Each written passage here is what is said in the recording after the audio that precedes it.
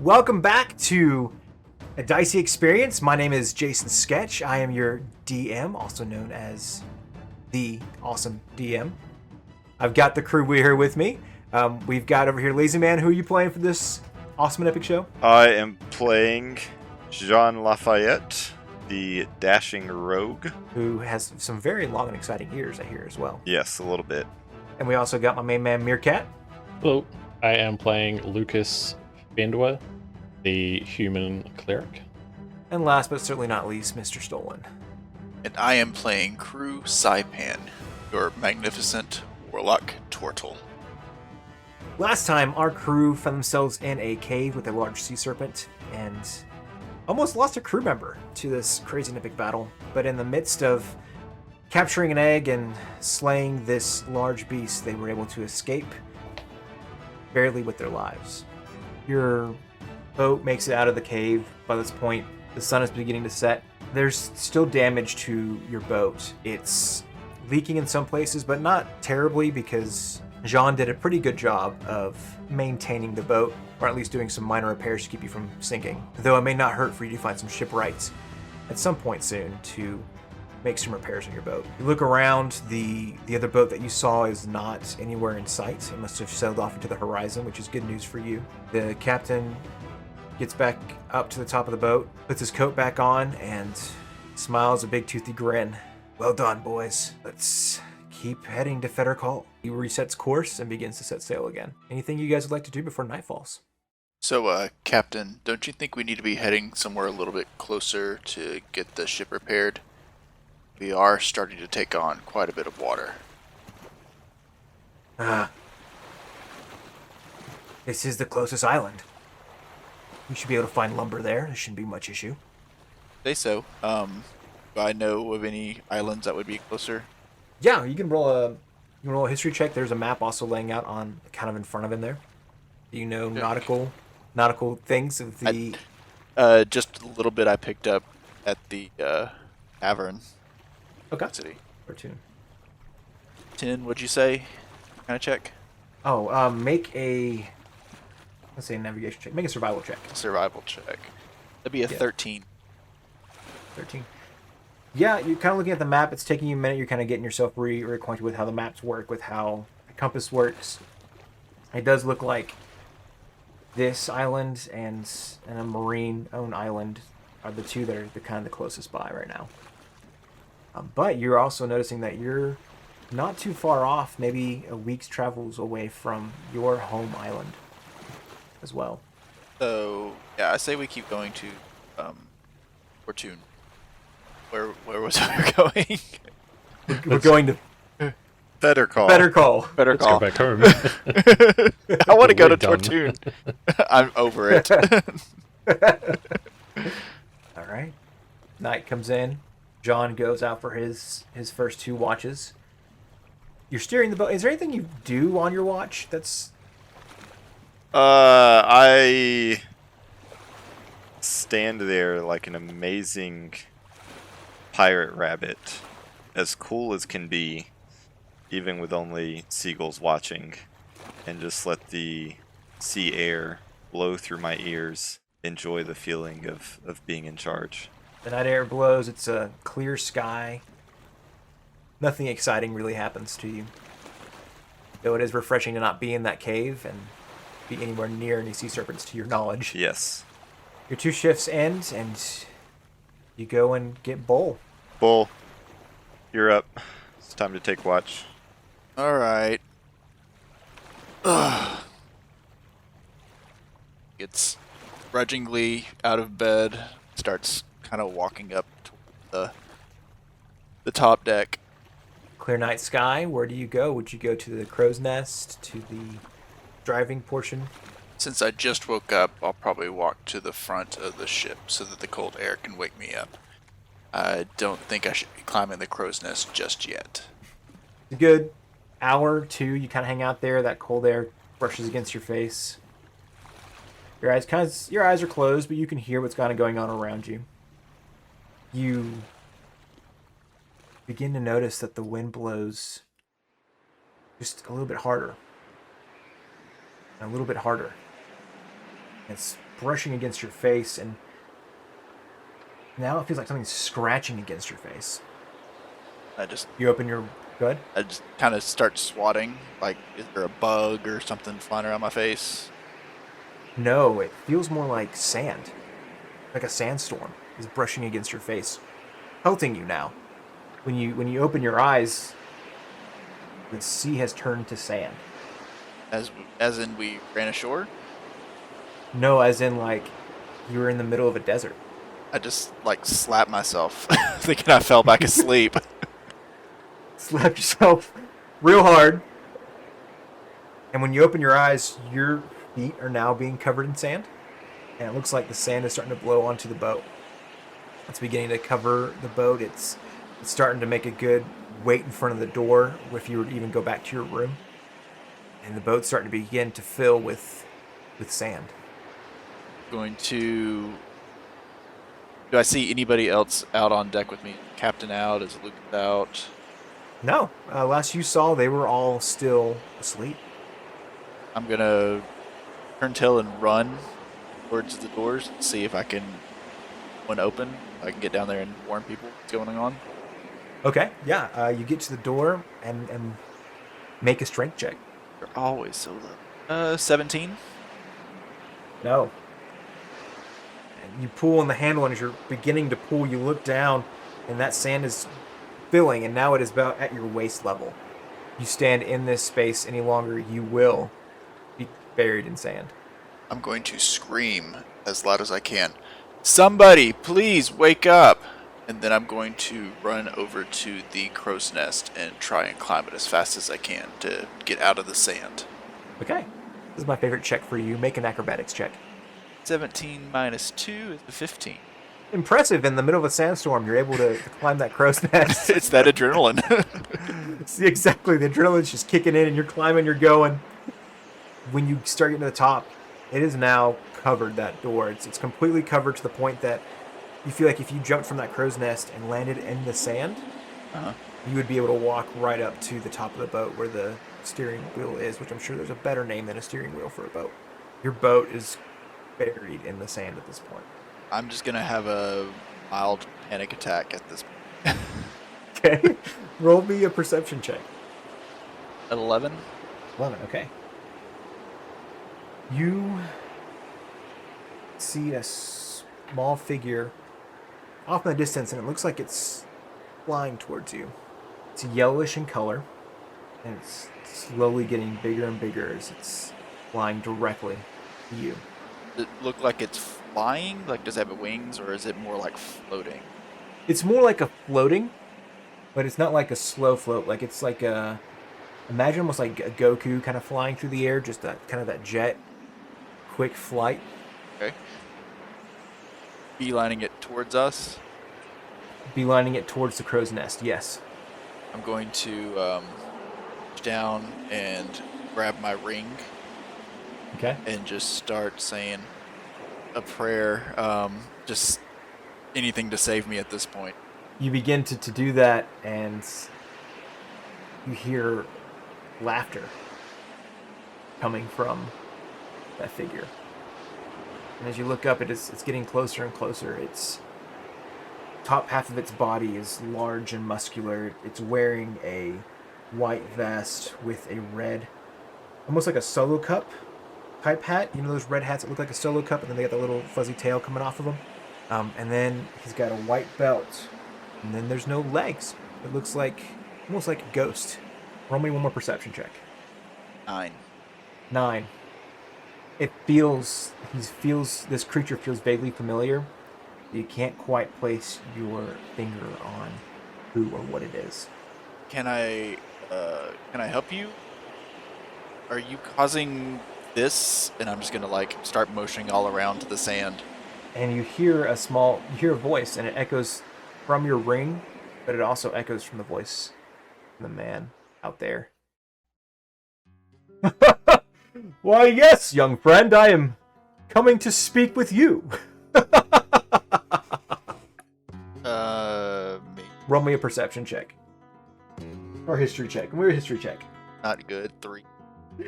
Yeah! This is creepy as I'll get out. Your patrons never let you experience anything like this before. Do I know you? Yes, the voice echoes. It is I, Guram Van Doon. The one who gave you your powers! I'm excited to come see you, my friend! And he comes and he sits on the edge of the crow's nest. And before you is your patron. Legs now spawn. Got a big grin on his face. He adjusts his fez hat, holds a book in his hands, smiling real big. Just stare at him for a second and take a step back. I don't remember you, but it has been a while. Aha. But it is I am your patron. And he bows. It's been some time. How you been taking care of my ring? I just kind of hold the ring and pin it in my hand. It's taken care of. Good. I've been feeling you use my power. Oh, it's exciting to see you finally use it. What took you so long? It does feel nice flowing through my hands, you have to say. You know, back home, they did frown upon any kind of music or magic like this. Yes, it sounds like your town did not like music or magic. It's unfortunate. Just, how could they not live? How could they not want to experience things? Just something I just couldn't wrap my head around. They're too stuck in their ways. They are. But that's one of the reasons, many reasons why I chose to give my power to you. I wanted to see what you would do with it. How you would use it. Where do you plan to go next? We are actually looking for a map right now. Map? What, are you setting sail on a ship? He looks around. Well, we were until this happened. Oh, I can see. I can take care of that. That won't be a problem. I've brought you another gift. What is that? And he hands you a tome. Just a few more spells that you've just not used yet that I'm excited for you to try.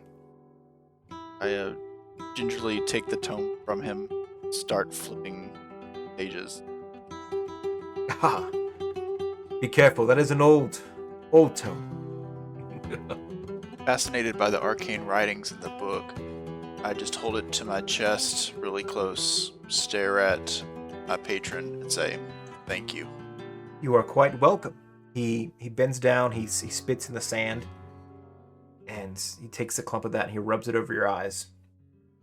And when he wipes it away, he's gone. The sand is all gone. You're back in the middle of the ocean. The storm coming now, just pouring over your head. I'm going to read through the tome just a little bit longer. See that there is a spell in there called Gust, which allows me to control little bits of wind. So I reach out my hand, flip my wrist, and a gust of wind hits our sails, helping us to move just a little bit faster. Yeah, you open it up, you find the arcane symbols, you're able to read them clearly now. And with a flick of your wrist, the gust comes in and begins to push the sails forward. A rare smile cracks across my mouth as this happens. Drew sits down in the crow's nest and just continues reading. He doesn't care about what's going on around him, where they're headed, or anything of the sort. He just continues to turn page by page until his shift has ended. John, you're about 2 hours into your shift. Sorry, Sleep. 2 hours into your night. Yeah, Sleep. sleep. Yes. John, you are 2 hours into your sleep. A loud thunder booms and wakes you. But you hear a soft voice calling. John. John. John. Outside your room. Is it a familiar voice? No. So my first reaction on hearing the thunder I like try and feel in my bunk to see if like the boat is rocking, as if a storm has come up or something like that. The boat is definitely rocking. There's a storm. Okay. So, I'll steady myself and get up and try and stumble towards the door, kind of in a sleepy state. Try and figure out who's calling for me. Okay. It continues. John, John, John, John, John, John. It's quite strange. So I make sure that before I go any further, that I've got my pistol on me. I've got it loaded, cocked, ready to go. And All right. I'm kind of stumbling down the hallway after the voices. You stumble down the hallway, and it's leading you towards Lucas's room. John, John, John, John, John. I reach for the door handle and swing it open, as I assume as the boat is rocking back and forth. I kind of stumble in and steady myself and survey the room. Lucas, roll me a Constitution check. That be a natural 1. Or 2. You're sleeping soundly like a baby. John's stumbling around in your room and the boat's rocking, but you're sleeping through this like no problem at all. That's why hammocks were made, so that you wouldn't rock so much when the ship was going back and forth. You'd kind of stay steady. That's totally fair. I don't know if that's true, but it seems right. Says our pirate historian. It makes sense. You see, Lucas, where would you keep your pack in your room? I would have a table on the opposite side to my bed and just have it propped up on a chair. There's something glowing inside that pack. And I just keep hearing the voices coming from that direction. John, John, John, John, John, John. I slap myself just to make sure I'm awake. Roll an attack roll. 19. Yeah, I think that hits your AC. Yeah. Roll a d4. That is a 3. 3? Yeah, it stings. Okay. Stings quite a bit. I kind of blink. John looks over at Lucas. He definitely doesn't like the idea of rummaging through somebody else's pack, but he's also very intrigued by a glowing something. So with my quietest rabbit feet that I can, I scurry over to the pack and see if I can't just slip my hand in and grab what's glowing real quick. I'm going to say with that constitution of 1, he's out cold. Yeah. So there's no issue with you opening his pack, and you unlatch the top of the pack and you lift it open, and there's a large, loud snore coming from Lucas's bunk. You turn around to see it real quick, and he's just drooling out of the side of his mouth, just almost pouring. You can't tell if it's the rain coming through the window, if it's just drool from his face. When you look back over, the light from the pack is growing brighter, and in front of you is a dark greenish egg that's warm to the touch, but the voice is calm when you touch it. They stop saying your name, they just fade, and the light slowly dims. But as you hold that egg close to your chest, you hear a thump, thump, thump, thump. Okay, I'm going to quietly back out of the room with the egg. Try and latch the door closed again quietly. You swung that door open hard, so there's a small hole in the wall where you Yeah. need to kind of pull it back out of the wall, but you're able to get it closed.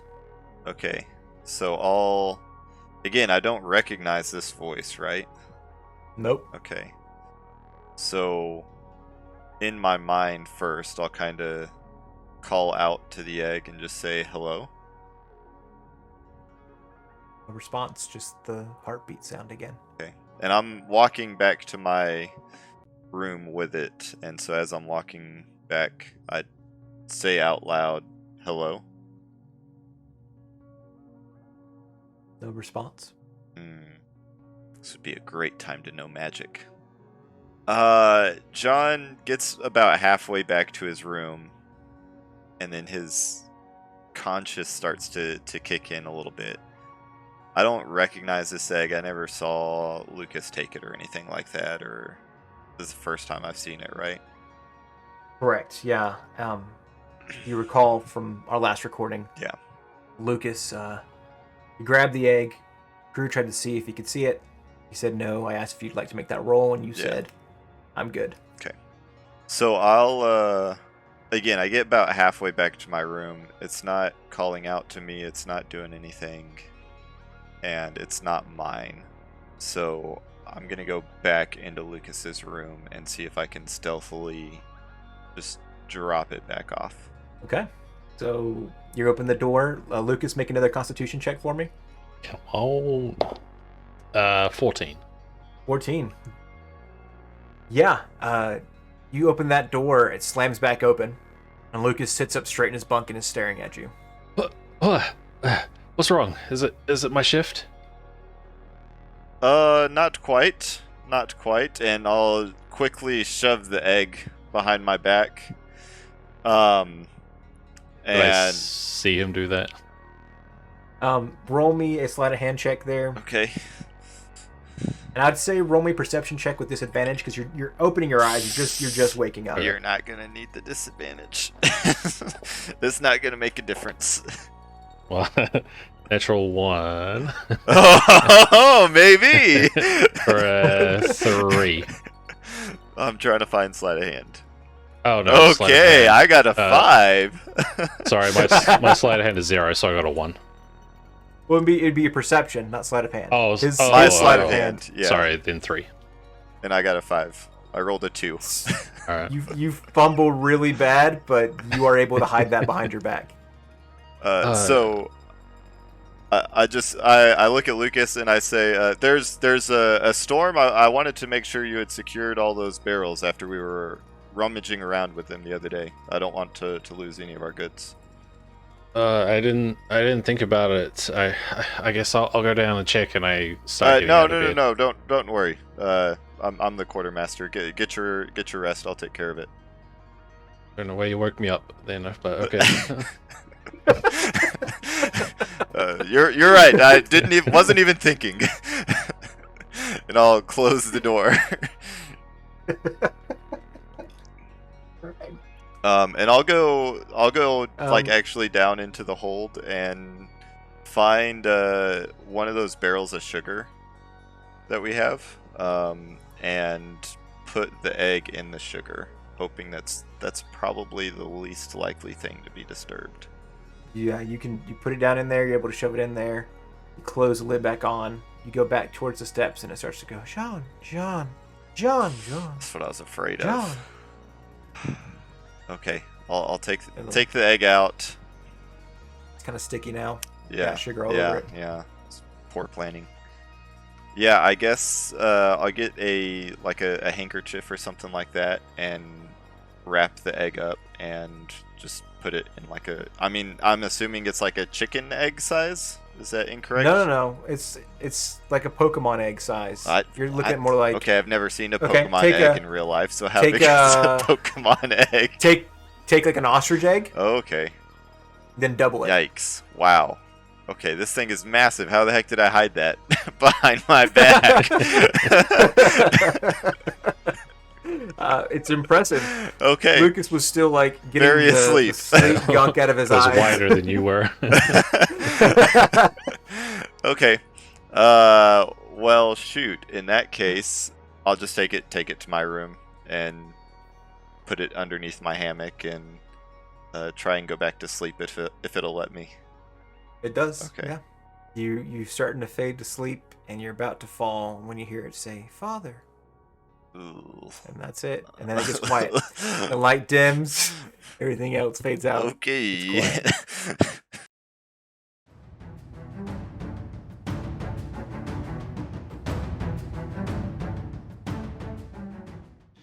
Hey everyone, this is Meerkat, part of A Dicey Experience. I am playing the part of Lucas Fenware, the chef of our campaign, The Fates. We just wanted to take a second and thank you for your support and listening to our podcast. If you enjoy our show, leave us a like, review, and follow. If you're on YouTube, hit that subscribe button. We really appreciate the feedback and support and are excited for what's to come. If you're looking for more of our content, our own Dungeon Master Jason streams over on Twitch under Jason Sketch. Thanks everyone again for your support. Let's get back to the episode and see what else is in store for our beginner adventurers.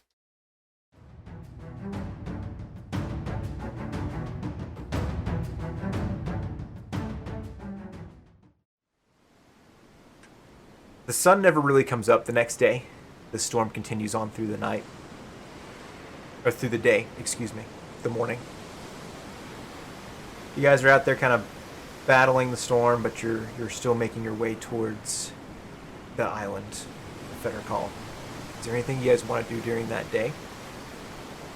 This will be your last day before you arrive at the island. Is it actively raining, or is it just like stormy sea?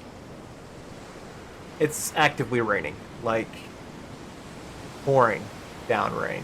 Like, you know how we have those Texas thunderstorms that come in and they just dump the rain as it comes through? Yeah. And then it eventually leaves? It just doesn't eventually leave. It just continues to pour down rain. You see lightning and thunder for a good portion of the day. It's about 4 p.m. in the afternoon. Crew is going to be spending all of his time inside, reading and protecting his new tome, making sure it doesn't get destroyed or wet. Sounds perfect. All right. So crew's inside the...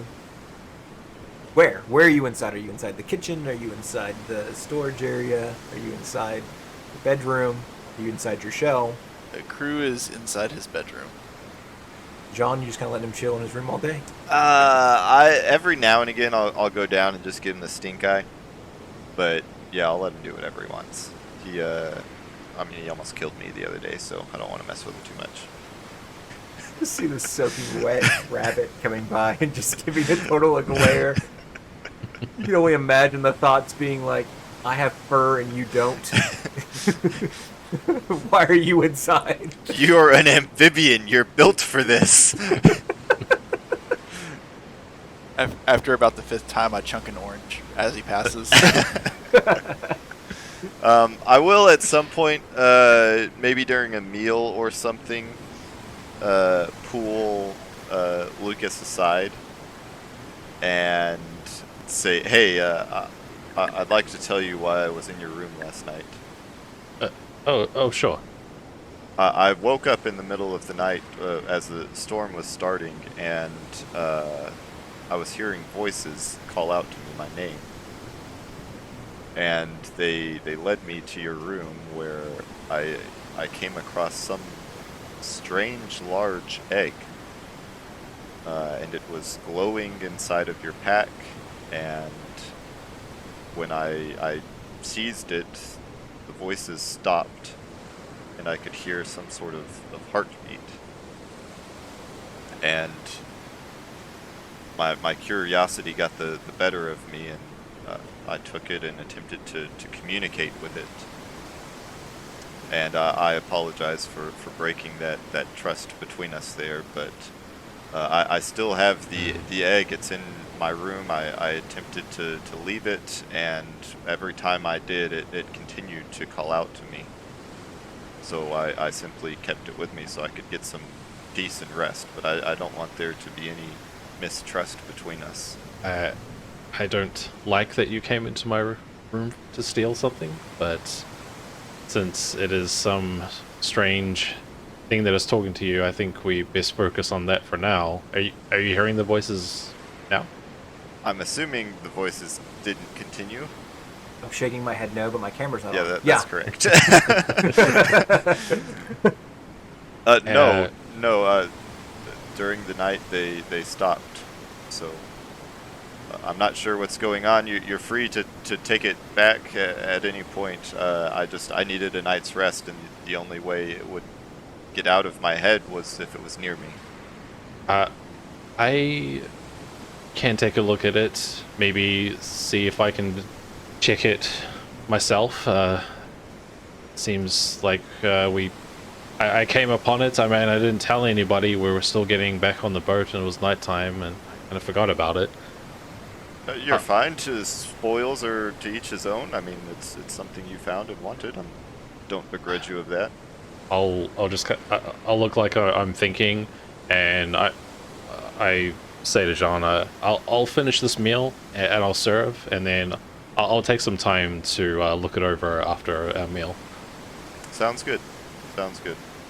So I'm gonna finish cooking and serving, and then I'm just gonna go straight down to Jean's room and grab the egg myself. Well, I guess before I touch it, is it doing anything, or? It's not glowing. It's not making any noise to you. It's just that green, kind of scaly egg that you found. Back by the other egg. I mean, you know, the large egg that's tied to the mast is also not making any noise. It's just there.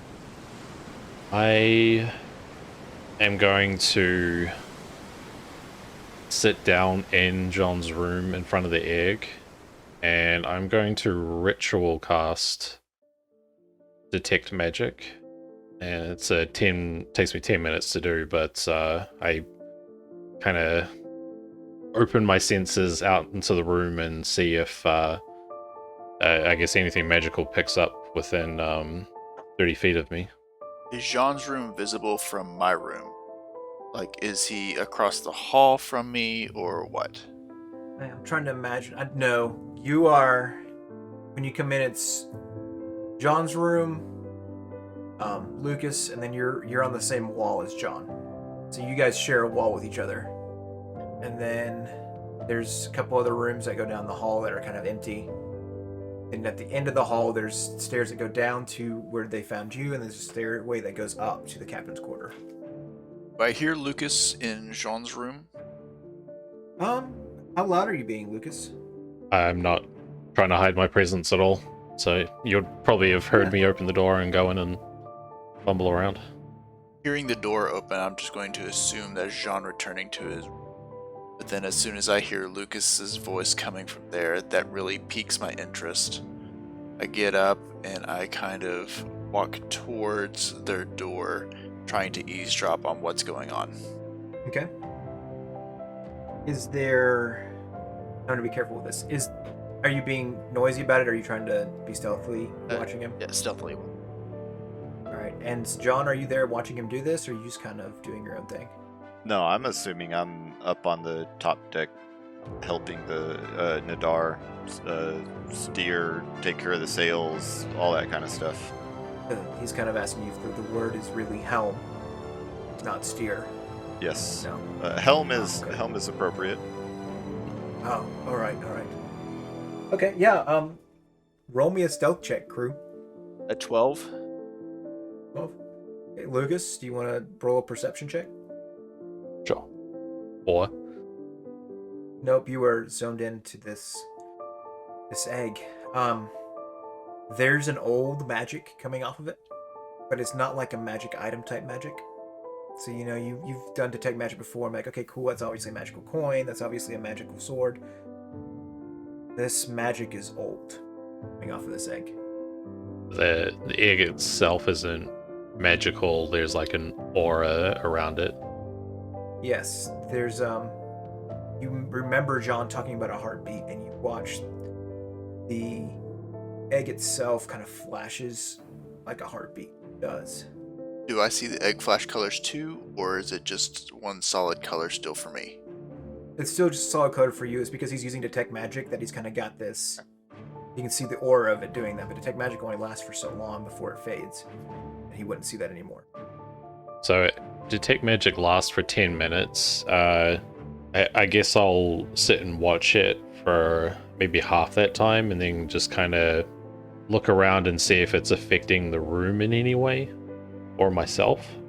Okay, yeah, it's not. It's not doing any effect to the room or to you. I guess at that point I would have looked behind me.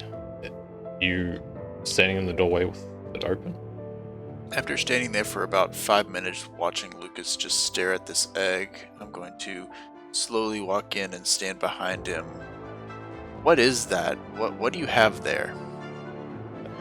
Some egg that John says that talks to him. Not talking to me. It talks to him? He said he hears voices coming from the egg. That, we have a doctor on board. That sounds a little clinical. I guess I'm the closest person to a doctor on board. I mean, I haven't heard of anything like this. Maybe we should tell the captain. We probably should tell the captain. I don't want a crazy person running the ship. Do I? And then under my breath, I'm gonna say, not that the captain's much better. I guess I'm gonna just grab hold of the egg and start walking out of the room. Do I see anything magical on Bowl? Yeah.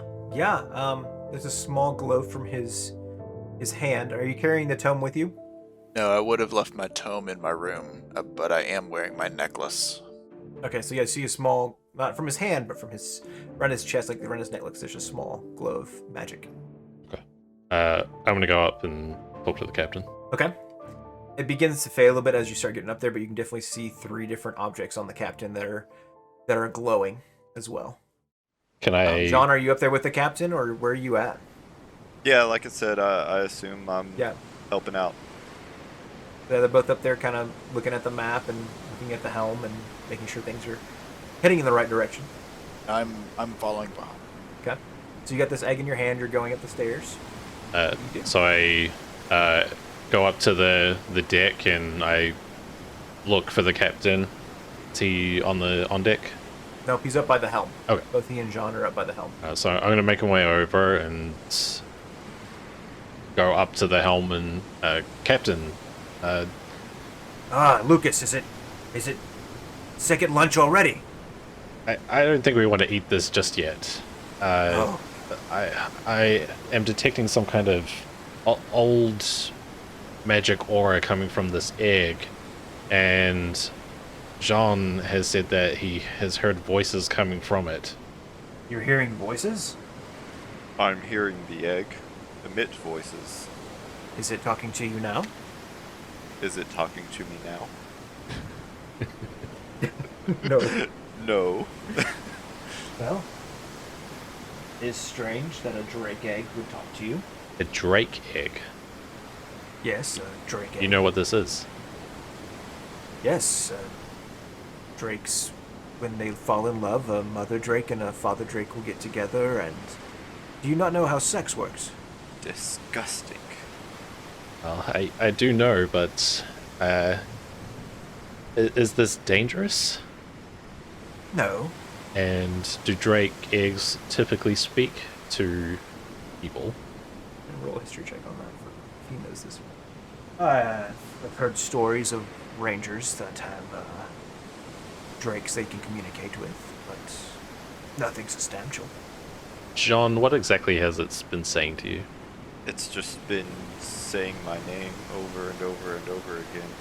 Captain, what should we do with this? I think it seems harmless enough. Is it moving like it's going to hatch? It has a heartbeat. So creature is still alive. It's just saying your name. Yes, nothing more. It's not asking you to murder us or anything. You're not like becoming one of those what they call warlocks, are you? No. At that, I'm just gonna kind of step Yeah. back and grab my my ring, but not say anything. Do I believe him?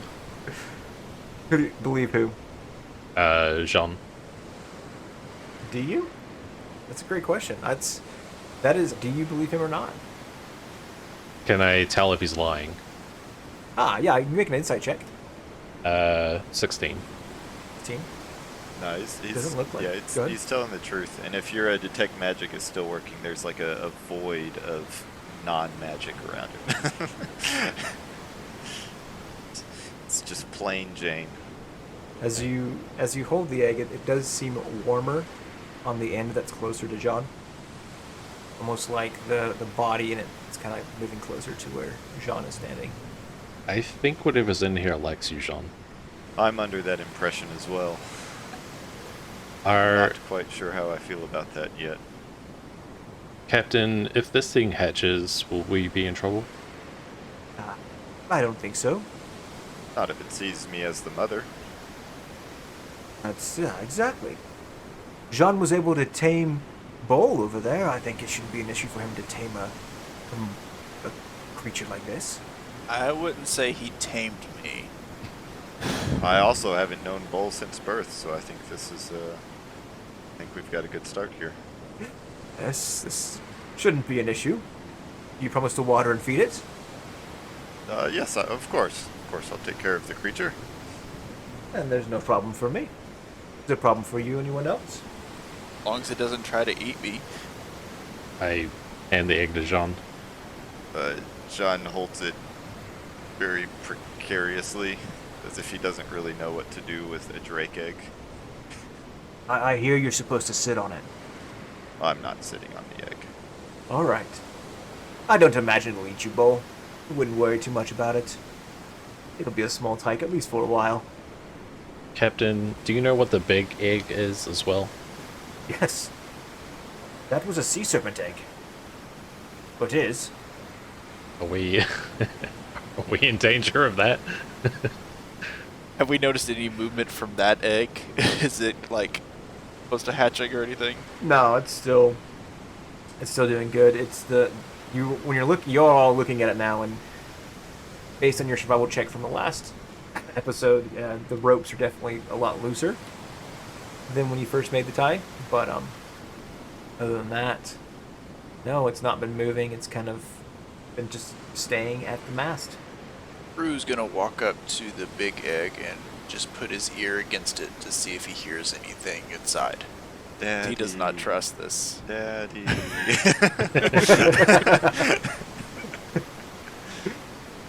Nope, no sound, nothing. It's just an egg.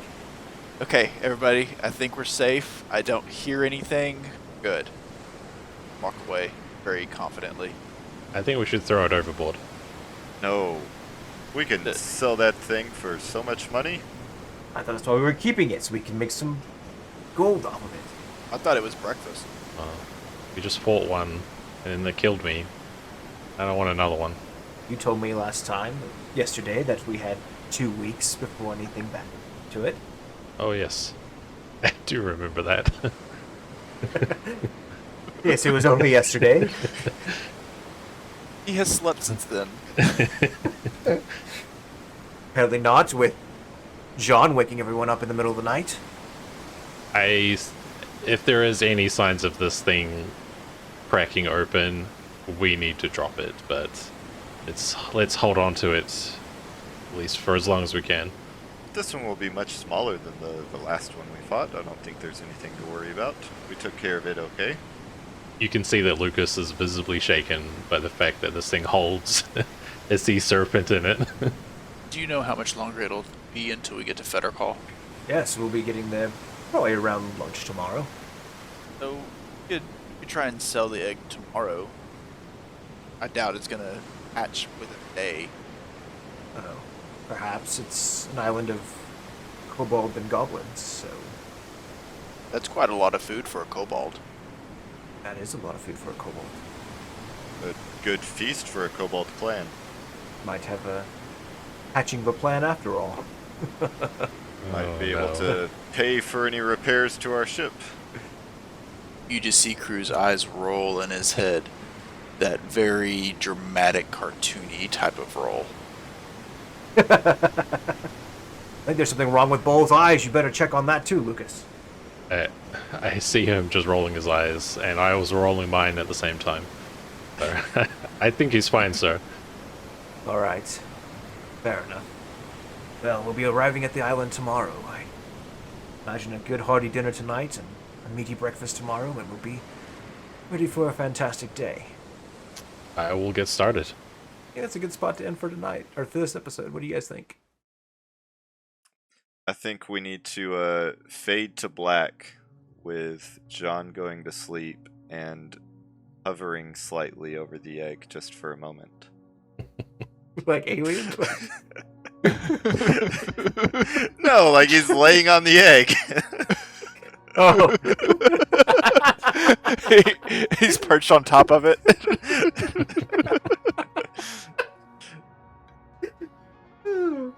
Thank y'all for hanging out with us. My name's Jason Sketch, and we'll be back soon with the next episode. Peace.